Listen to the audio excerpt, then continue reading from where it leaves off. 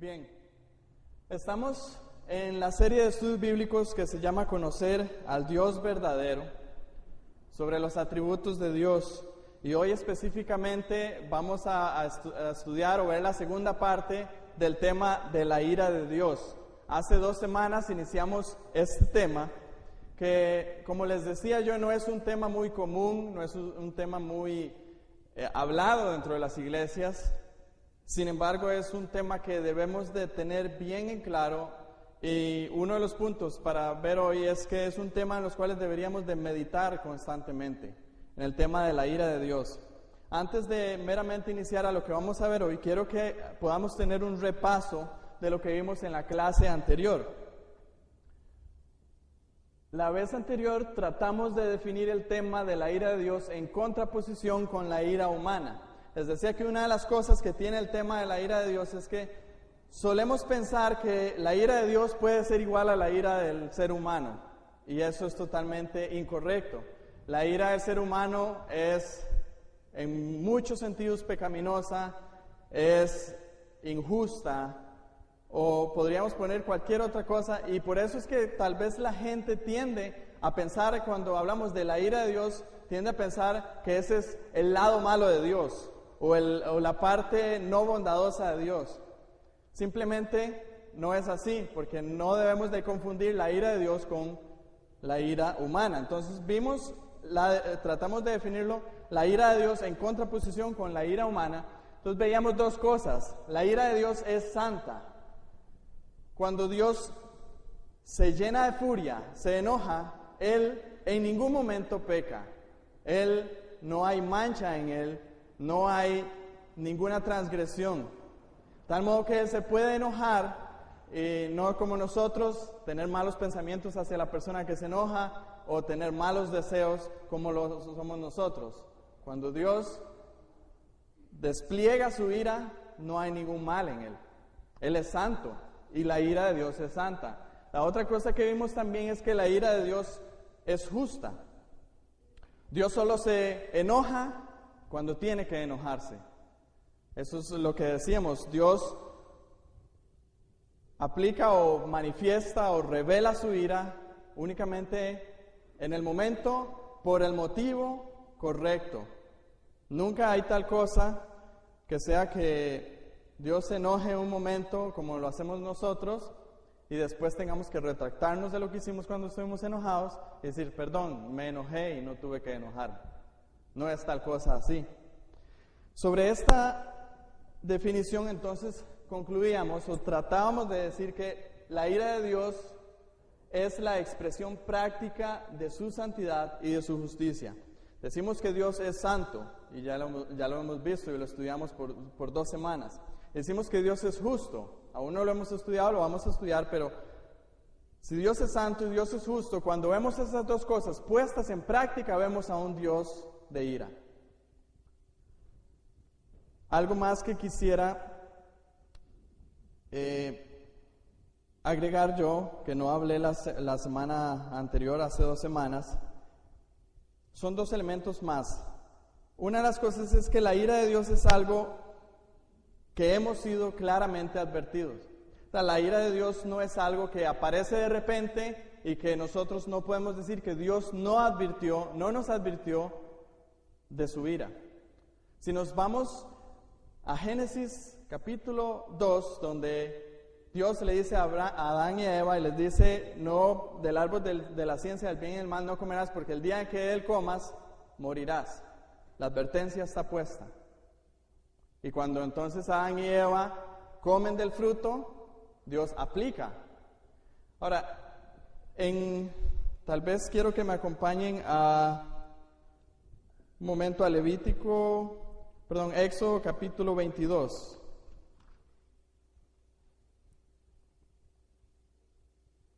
Porque ahí es cuando la primera vez se hace una referencia directa a la ira de Dios, en Éxodo capítulo 22. Y veamos cómo esto está claramente desplegado. El hecho de que la ira de Dios es algo que ha sido claramente advertido. En Éxodo capítulo 22 y versículos 22 al 24, vemos a Dios hablándole al pueblo de Israel y les dice: a ninguna viuda ni huérfano afligiréis, porque si tú llegas a afligirles y ellos clamaren a mí, ciertamente oiré su clamor, y mi furor se encenderá y os mataré a espada, y vuestras mujeres serán viudas y huérfanos vuestros hijos. Dios les advierte, Dios les dice, el día que ustedes aflijan a las viudas y aflijan a los huérfanos, yo les advierto, mi ira se va a encender y ustedes van a morir. No hay tal cosa que nosotros de repente digamos, pero es que Dios no nos dijo que Él era un Dios de ira. Claramente está advertida en la palabra de Dios. Y otra de las cosas que quería agregar con respecto a la definición de la ira de Dios es que la ira de Dios es algo que los seres humanos han elegido por sí mismos. O sea, Dios es un Dios de ira, no porque Él en sí mismo lo eligió sobre los seres humanos, sino porque los seres humanos lo eligieron sobre sí mismos.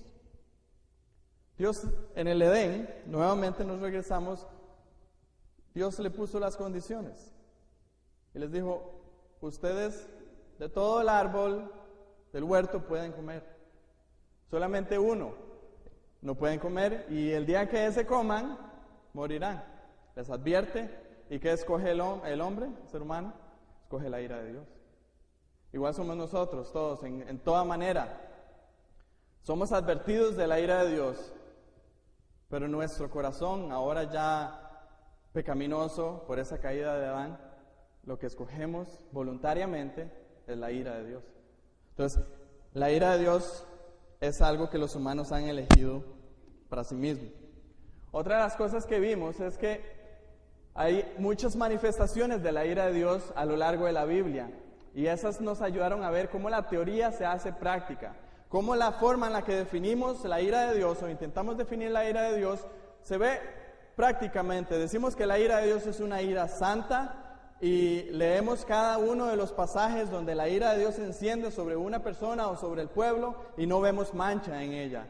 Vemos que la ira de Dios es santa y vemos cada uno de los pasajes que vimos y estudiamos y la ira de Dios en todo momento es justa, nunca injustamente. Entonces vimos eso y vimos la certeza de la ira de Dios, en el sentido de que la ira de Dios tiene la misma perfección de sus promesas, la misma perfección de sus atributos. O sea, decimos que la ira de Dios es un atributo divino y todo atributo divino contiene las mismas esencias, las mismas perfecciones. Si decimos que Dios es santo, decimos que Dios siempre es santo, eternamente. De la misma manera, aunque tal vez nos suene a nosotros como difícil de entender, pero la ira de Dios también es eterna, al igual que la santidad de Dios. La ira de Dios también es inmutable, al igual que la perfección de Dios. Entonces tenemos que entender eso. De la misma manera que Dios promete bendiciones, Dios también promete la ira. Y las dos cosas tienen la misma esencia, la misma perfección. No es que Dios es extremadamente bondadoso y un poquito airado. De la misma manera que Dios es todo amor y todo bondad, también Dios es todo ira. Entonces, eso es algo que veíamos hace 2 semanas. Lo que vamos a ver hoy, voy a hacer el propósito de poder verlo. Vamos a ver la causa de la ira de Dios, el objeto de la ira de Dios, el resultado de la ira de Dios, la salvación de la ira de Dios y la necesidad de considerar la ira de Dios. Vamos a intentar ver todas esas cosas que creo que son necesarias para poder por lo menos completar un entendimiento de la ira de Dios. La causa de la ira de Dios, no hay misterio en este.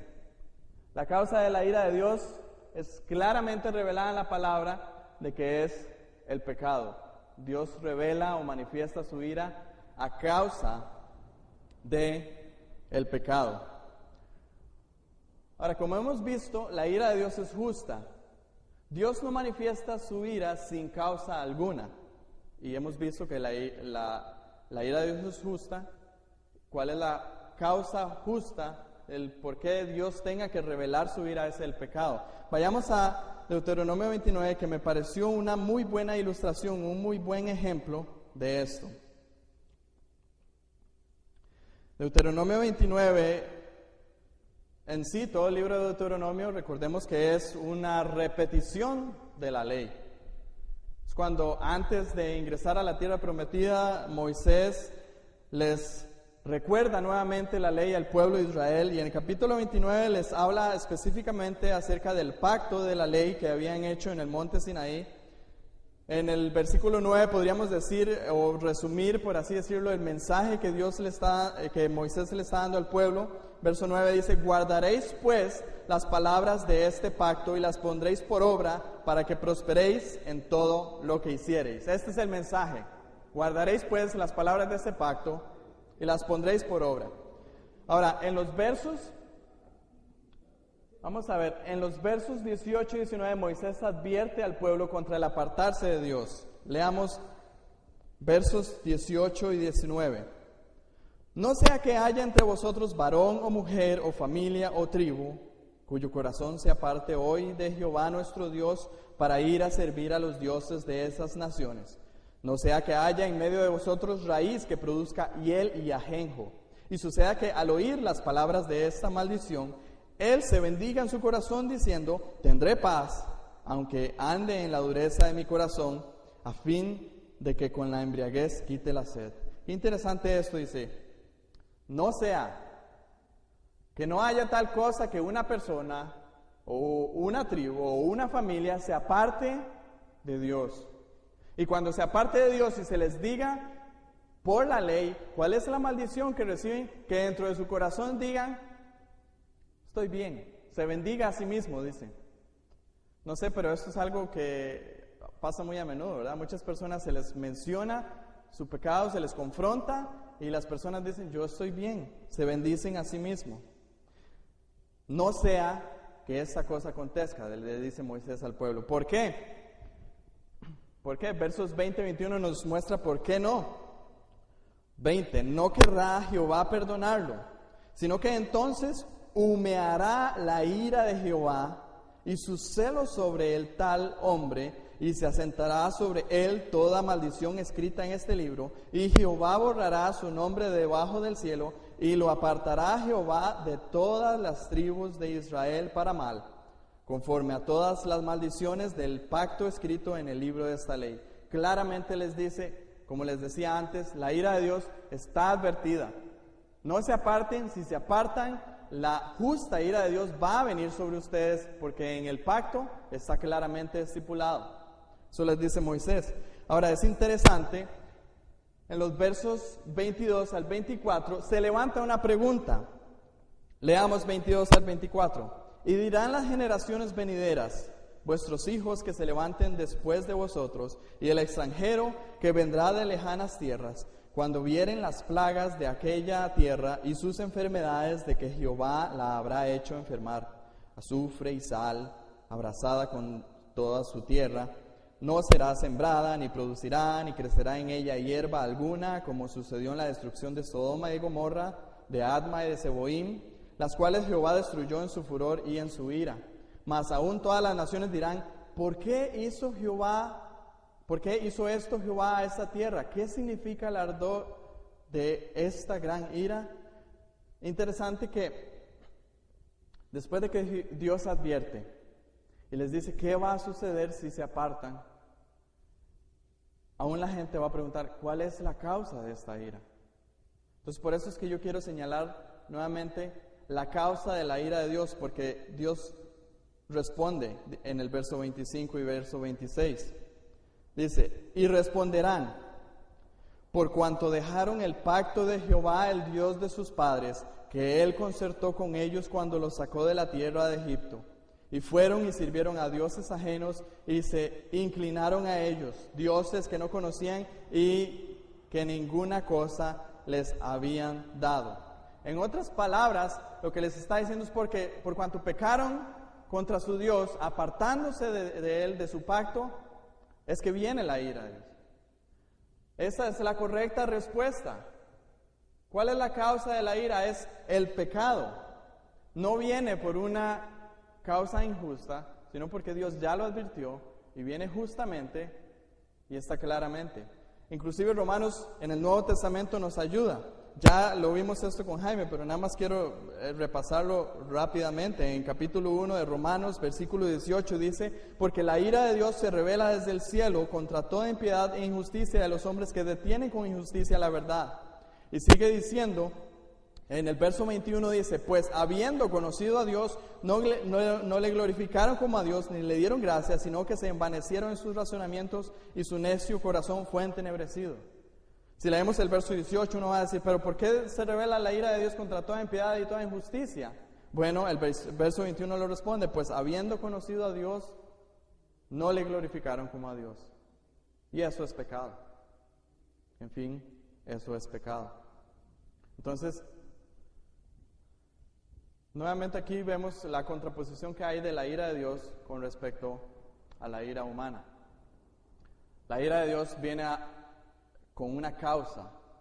En algunas ocasiones nosotros no tenemos causa para nuestra ira, simplemente porque nos dio la gana, nos airamos, pero la ira de Dios tiene una causa y esa causa es el pecado. La causa de la ira de Dios es el pecado y, hermanos, todo pecado. Y eso es muy importante reconocerlo y meditar sobre esto, y yo lo puse como un punto aquí. Es importante reflexionar sobre la gravedad del pecado. Todo pecado es causante de la ira de Dios. Todo pecado.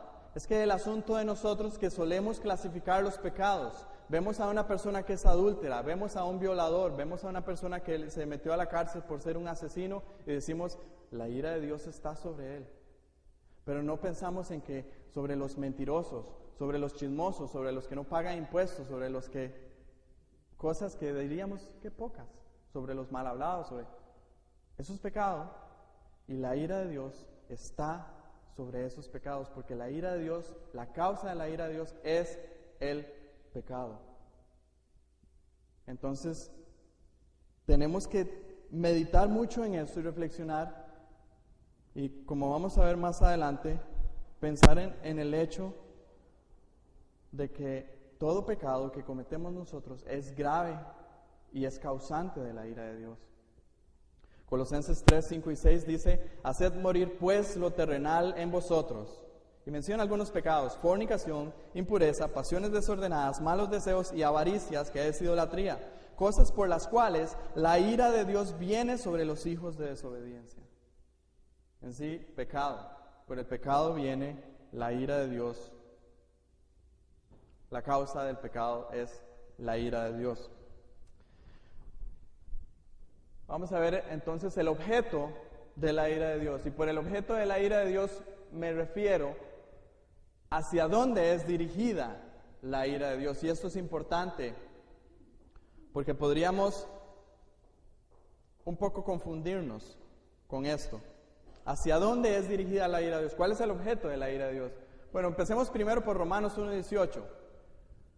Porque de ahí claramente se expresa: porque la ira de Dios se revela desde el cielo contra toda impiedad e injusticia de los hombres que detienen con injusticia la verdad.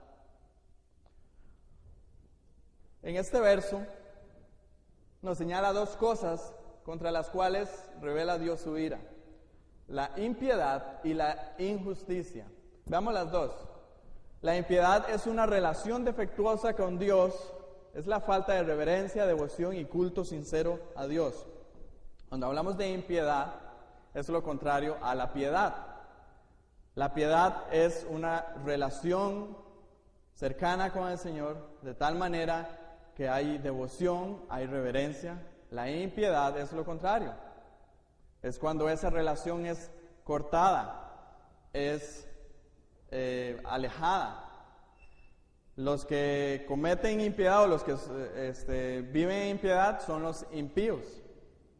Los que viven en piedad son los piadosos. Son opuestos esos dos términos. Ahora, la injusticia es el resultado de la impiedad. O sea, es decir, dejar de hacer lo que es correcto conforme al carácter y la ley de Dios. Son dos cosas que se vienen una detrás de la otra, por así decirlo. Si alguien vive en impiedad, automáticamente va a vivir en injusticia. Algunos escritores que estuve leyendo, algunos referían a que la impiedad se refiere a la relación directamente con Dios y la injusticia a la relación directamente con los demás. Eso estaría implicando, o sea, si tomáramos esa posición, estaría implicando que la persona está faltando a los dos principales mandamientos: amarás al Señor tu Dios con todo tu corazón, con toda tu alma, con toda tu mente, y a tu prójimo como a tú mismo. Entonces, está faltando a toda la ley. La persona que es impía y que es injusta está faltando a toda la ley. Juan Calvino dice que las dos cosas básicamente son lo mismo. Entonces, tiene su razón. Porque como les digo, están totalmente amarradas de la mano. Si alguien es impío, también va a ser injusto. Entonces, Dios revela su ira contra la impiedad y contra la injusticia. Tanto la impiedad como la injusticia son pecado. En resumen, por lo tanto, podríamos concluir que el objeto de la ira de Dios es el pecado, pero no nos quedemos ahí. No podemos dejar de lado todo lo que enseña Romanos 1:18 y de hecho todo lo que enseña la Biblia. Porque veamos nuevamente el pasaje: porque la ira de Dios se revela desde el cielo contra toda impiedad e injusticia de los hombres que detienen con injusticia la verdad.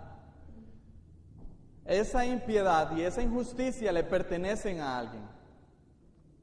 No es que la impiedad y la injusticia andan, no sé, como algún elemento ahí y son solos, y Dios revela su ira contra esa impiedad y contra esa justicia, que son, no sé, como un agua que podemos tener aquí. Es producida esa impiedad y esa injusticia por los hombres que detienen con injusticia la verdad. Entonces, bueno, aquí yo lo puse: la frase de los hombres habla de la pertenencia que existe de la impiedad y la injusticia a los hombres.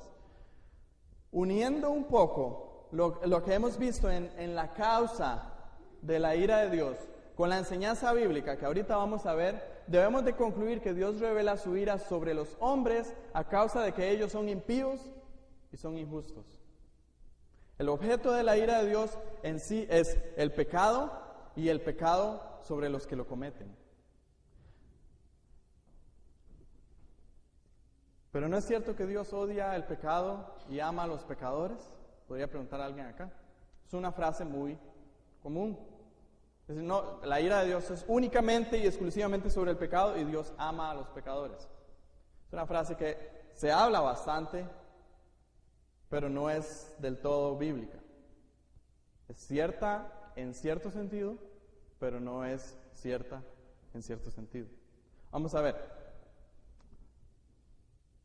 Salmos 7:11 dice: Dios es juez justo y Dios está airado contra el impío todos los días. Todos los días Dios está airado contra el impío. Isaías 34:2: porque Jehová está airado contra todas las naciones e indignado contra todo el ejército de ellas, las destruirá y las entregará al matadero. Las naciones son compuestas ¿por pecados o por seres humanos? Por personas. Y otro pasaje similar, Zacarías 1:15: y estoy muy airado contra las naciones que están reposadas, porque cuando yo estaba enojado un poco, ellos agravaron el mal. Entonces, lo que quiero hacer énfasis aquí, hermanos, es que la ira de Dios se revela contra el pecado y contra los pecadores. Y de hecho el castigo, ¿en quién se va a ver? Los pecadores.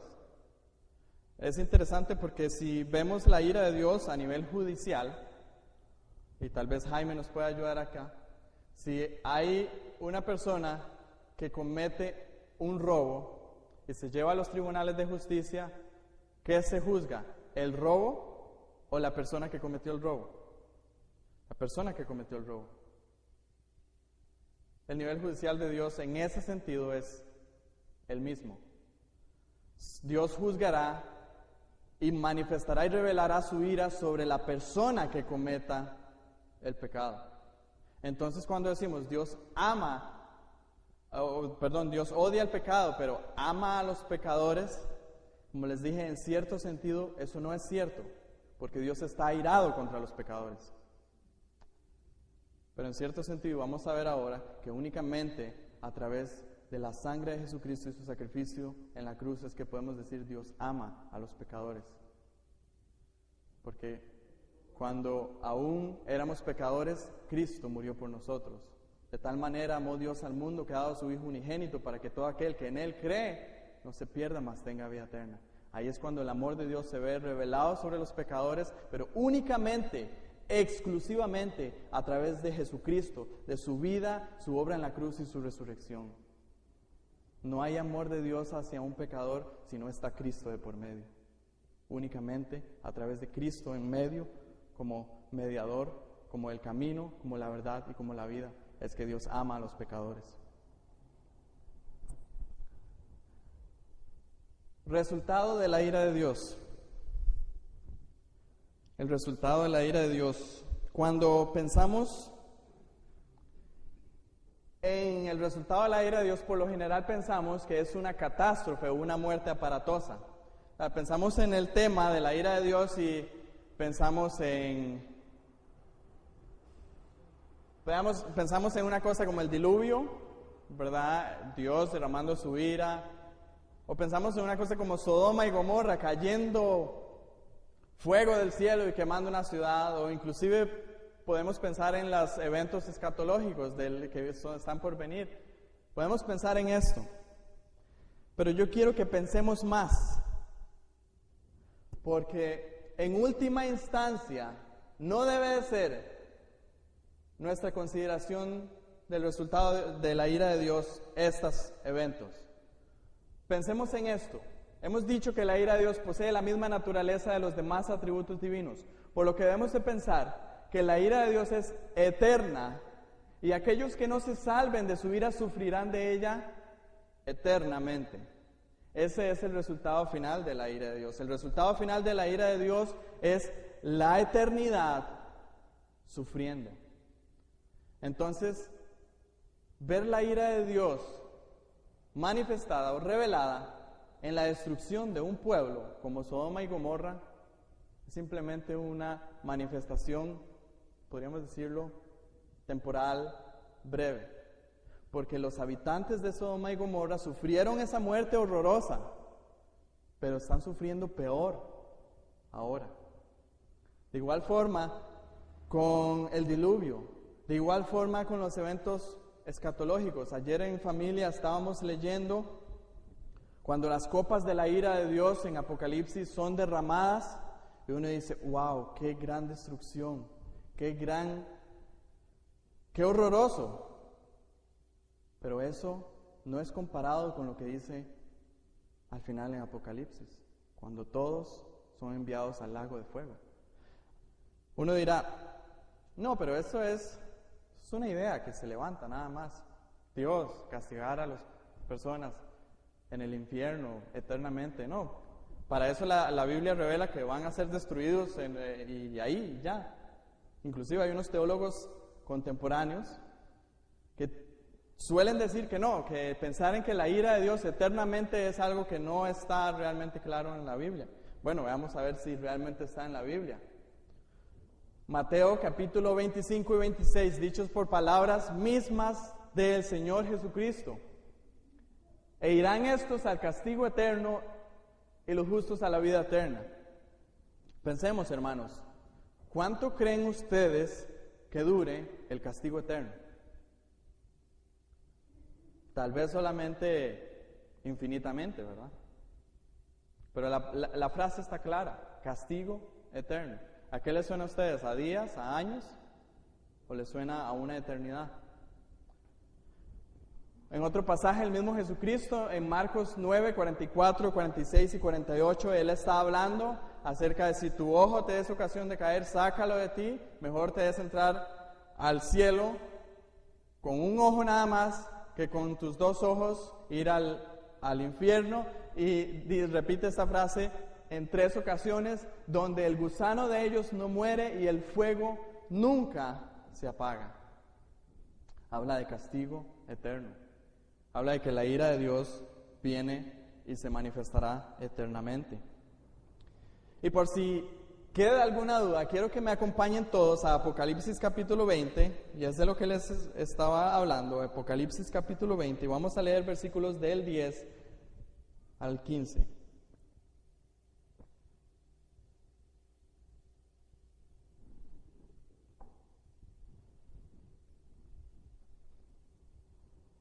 Apocalipsis 20 del 10 al 15 dice, y el diablo que los engañaba fue lanzado en el lago de fuego y azufre, donde estaban la bestia y el falso profeta, y serán atormentados día y noche por los siglos de los siglos. Nos detenemos ahí un momento. El diablo, la bestia, o sea el anticristo, y el falso profeta, los tres van a ser enviados al lago de fuego. ¿Y cuáles son las descripciones de ese lago de fuego?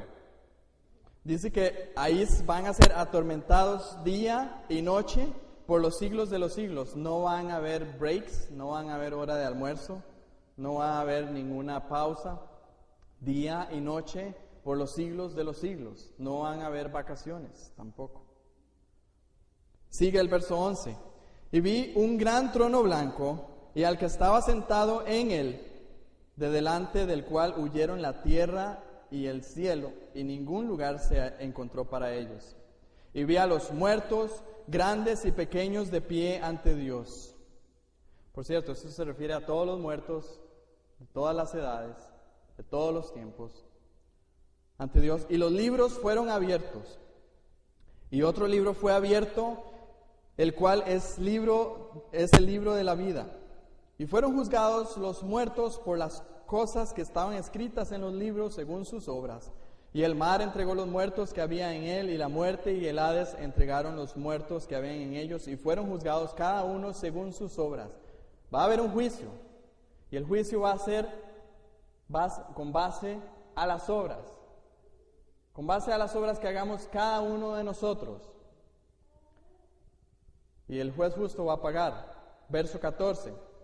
Y la muerte y el Hades fueron lanzados al lago de fuego. Esta es la muerte segunda. Y pongamos especial atención al versículo 15. Y el que no se halló inscrito en el libro de la vida fue lanzado al lago de fuego. ¿Cuáles eran las descripciones que se dieron en el versículo 10 del lago de fuego? Las personas que caigan ahí van a ser atormentadas día y noche por los siglos de los siglos. Todo aquel que no se halló inscrito en el libro de la vida fue lanzado en el lago, al lago de fuego. Quiero dejar algo bien claro acá. El juicio de las obras no determina que esté inscrito o no esté inscrito en el libro de la vida. Eso es muy importante. Las obras van a ser juzgadas, todos vamos a ser juzgados por nuestras obras y vamos a recibir la justa retribución por nuestras obras. Pero que sea lanzado o no sea lanzado en el lago de fuego ardiendo, en el cual van a ser atormentados día y noche por los siglos de los siglos, lo que determina es si el nombre está inscrito en el libro de la vida. Y eso es lo importante. Eso es lo que va a determinar. Bueno, yo sé que tal vez algunos pudieran estarse preguntando, ¿cómo me aseguro que ese nombre esté inscrito en ese libro de la vida? Apocalipsis 17:8 dice que ese libro ya fue escrito. Y ese libro no se le va a añadir nadie y nadie se le va a quitar tampoco. Ahora, vamos a hacer tal vez antes de entrar al tema de la salvación, Apocalipsis capítulo 3, versículo 5, porque quiero dejar esto en claro. Apocalipsis capítulo 3, versículo 5 dice: el que venciere será vestido de vestiduras blancas, y no borraré su nombre del libro de la vida, y confesaré su nombre delante de mi Padre y delante de sus ángeles. Aquí Jesucristo mismo está diciendo, el que venza, ese es el que no va a ser borrado.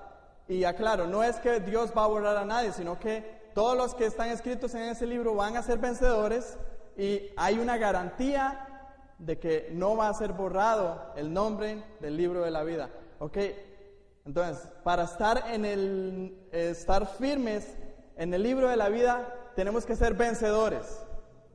Ese es el detalle, ser vencedores. Ahora la pregunta entonces nos queda, ¿cómo podemos ser vencedores?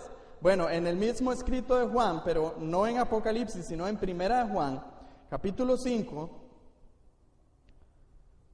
versículo 1 dice, todo aquel que cree que Jesucristo es el Cristo es nacido de Dios, y todo aquel que ama al que engendró, ama también al que ha sido engendrado por él. Y si pasamos al versículo 4 dice, porque todo lo que es nacido de Dios vence al mundo, y esta es la victoria que ha vencido al mundo, nuestra fe.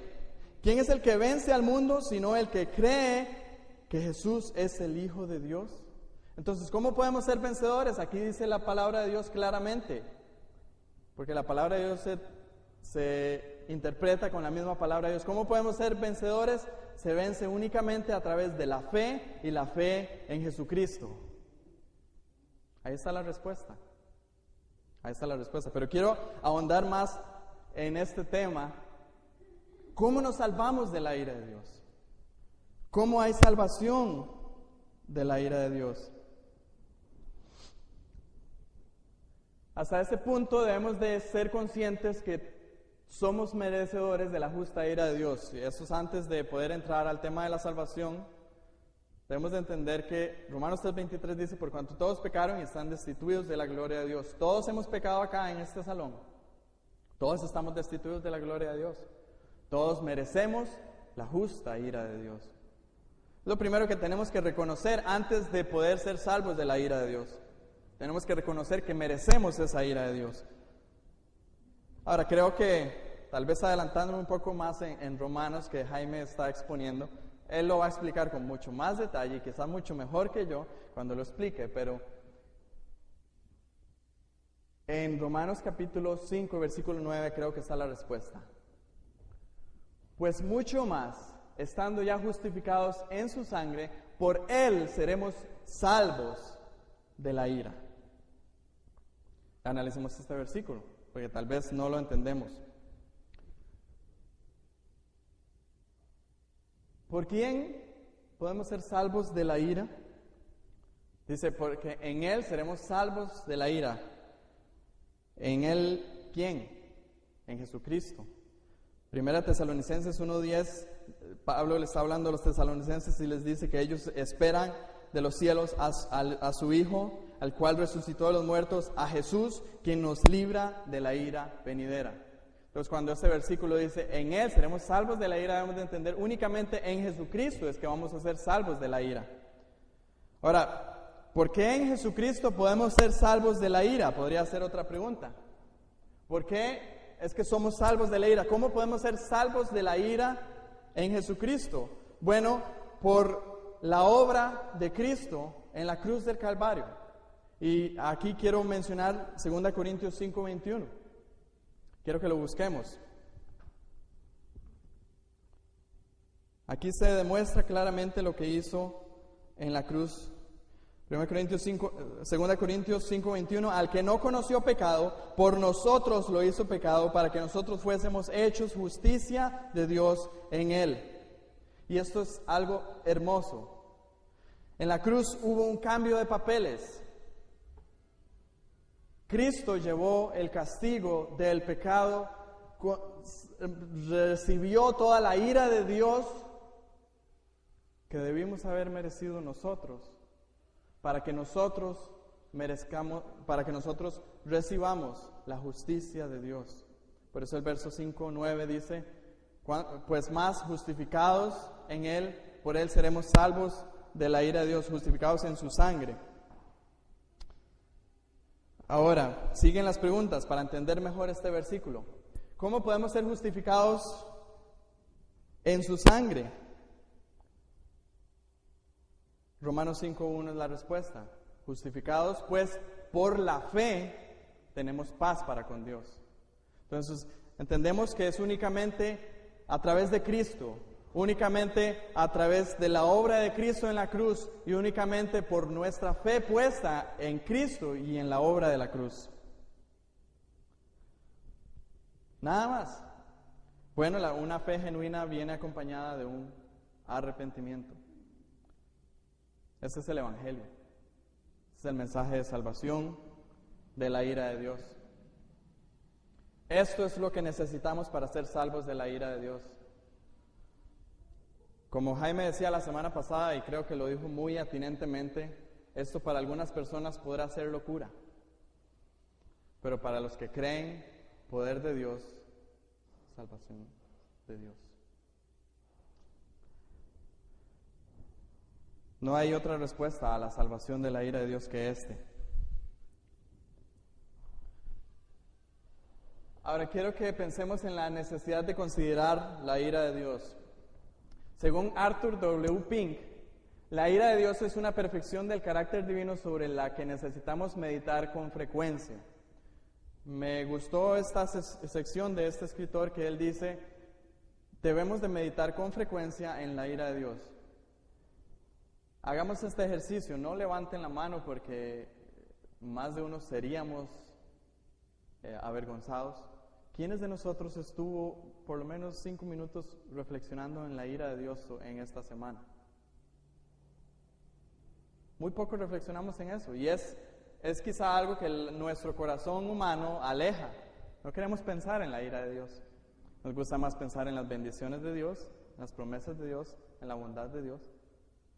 Pero reflexionamos muy poco sobre la ira de Dios. Ahora, usted se preguntará, ¿por qué es necesario meditar sobre la ira de Dios? El escritor da 3 razones y yo quiero mencionarlas y enriquecer un poco más lo que él dice. La primera razón que él dice, para que nuestros corazones sean debidamente inculcados del odio que Dios siente hacia el pecado. Es interesante que muchas veces nosotros no tenemos la misma percepción del pecado que deberíamos de tener o la que tiene Dios. Dios no solamente tiene ira sobre el pecado, Dios aborrece el pecado. Nosotros deberíamos considerar la actitud de Dios sobre este y dejar de ser frívolos ante el pecado. ¿Cuántas veces nos hemos visto a nosotros mismos en una situación en la que uno dice, ay, que Dios me perdone, pero voy a... y continúo? Eso no es otra cosa que traer la ira de Dios sobre nosotros. Porque decimos, no, pero es una mentirita blanca. Pero no importa, Dios me perdona. Y yo les quiero confesar algo. Yo hubo un tiempo en el cual vivía muy alejado de Dios en mi corazón. Y yo estaba cautivo al pecado en cuanto a la pornografía. Y yo decía, voy a ver pornografía y después le pido perdón a Dios. ¿Ven lo ridículo que yo era? Y así somos muchas veces. No tenemos esa percepción del pecado, que Dios tiene el pecado y como dice aquí, no tenemos en nuestros corazones debidamente inculcado el odio. Nuestra actitud debería ser la que dice Salmos 97:10, los que amáis a Jehová, aborreced el mal. Esa debería ser nuestra actitud en todo momento. De tal forma que nosotros no podríamos soportar ni un solo pecado en nosotros. Nos damos cuenta que hemos pecado y de una vez confesamos ese pecado y nos arrepentimos verdaderamente. ¿Ven que es importante meditar sobre la ira de Dios? Porque si sabemos que Dios es un Dios airado contra el pecado, debemos de entender que el pecado debe ser aborrecido por nosotros y de veras amamos a Dios. Otra más, para engendrar en nuestros corazones un temor verdadero de Dios. A través del temor de Dios vienen muchas cosas buenas. La sabiduría, una vida de piedad, de inteligencia. Vean qué interesante. Si Dios fuera solamente amor, no habría por qué temerle. Pero Dios es fuego consumidor y por eso debemos de agradarle con temor y reverencia. Y eso es lo que dice Hebreos 12, 28 y 29. Vean qué interesante lo que dice. Así que, recibiendo nosotros un reino inconmovible, tengamos gratitud y mediante ella sirvamos a Dios agradándole con temor y reverencia, porque nuestro Dios es fuego consumidor. Por cuanto Dios es un Dios de ira, entonces nosotros debemos de tener un temor verdadero de Él. Debemos de tener reverencia delante de Dios en todo momento.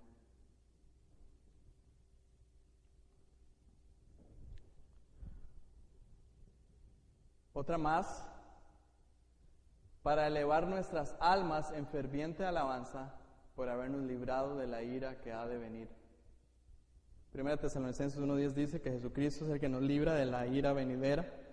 Pues, si hemos sido salvos por la gracia de Dios, debemos de estar profundamente agradecidos por ello. Y ese agradecimiento debe de expresarse en alabanzas constantes a Él por lo que Él ha hecho. Entonces, si somos salvos, podemos tener esa certeza que hemos sido salvos de la ira. Igual, meditemos en la ira de Dios y meditemos en lo precioso que es saber que la ira de Dios no va a ser revelada contra nosotros, sino que hemos sido salvos. No por nada que nosotros hayamos podido hacer, sino por su gracia, por su misericordia. Y eso tiene que resultar en alabanza, en exaltación, en adoración a nuestro Señor. No únicamente de boca, sino con nuestra vida, en santidad, en rectitud. Sí me alcanzó bastante el tiempo y para concluir nada más quiero que volvamos a recordar los puntos que vimos para que queden bien claros y Dios quiera que el tema de la ira de Dios sea algo en lo que meditemos más constantemente. La ira de Dios es causada por el pecado y revelada contra quien lo comete. Todos merecemos la justa ira de Dios, pero existe una puerta por la cual podemos librarnos. Esta es Jesucristo y su obra en la cruz. Debemos de arrepentirnos y poner nuestra fe en Él para ser declarados justos por su gracia. Y el último, la ira de Dios debe ser un constante tema de meditación en nuestra vida cristiana, ya que trae grandes beneficios para nuestro crecimiento espiritual. Y la ira de Dios también debe ser un tema que debe de meditar usted en esta mañana, si usted no ha sido salvo de la ira de Dios. Si usted en esta mañana reflexiona sobre su vida, y si no ha puesto su fe en Cristo y no se ha arrepentido, debe de tener gran temor de la ira de Dios, porque la ira de Dios está sobre usted. Y Romanos 1:18 dice, la ira de Dios se revela en tiempo presente contra la impiedad y toda injusticia. No es solamente que la ira de Dios se revelará, sino que la ira de Dios se revela en tiempo presente. Y algo que dijo el pastor Sugel Michelén en la conferencia que andábamos hace unas cuantas semanas que me llamó mucho la atención: si usted no ha creído en Cristo y no ha entregado su corazón a Él, cada respiración que usted tenga es pecado contra Él. Y eso es grave, eso es bastante grave. Y si ya hemos sido salvos de la ira de Dios, espero que reflexionemos para alabanza de Él, para gloria de Él. Bien, vamos a orar. Voy a pedirle que nos pongamos en pie para terminar orando. Y no hemos terminado acá el culto, sino que hay un pequeño receso y después seguiremos con la segunda parte. Bendito Dios, gracias por tu palabra, Señor, porque tu palabra es verdad, porque tu palabra es lo que necesitamos. Gracias por este tiempo de estudio de tu palabra y por, Señor, usarme a mí como un instrumento para revelarla, para hablarla.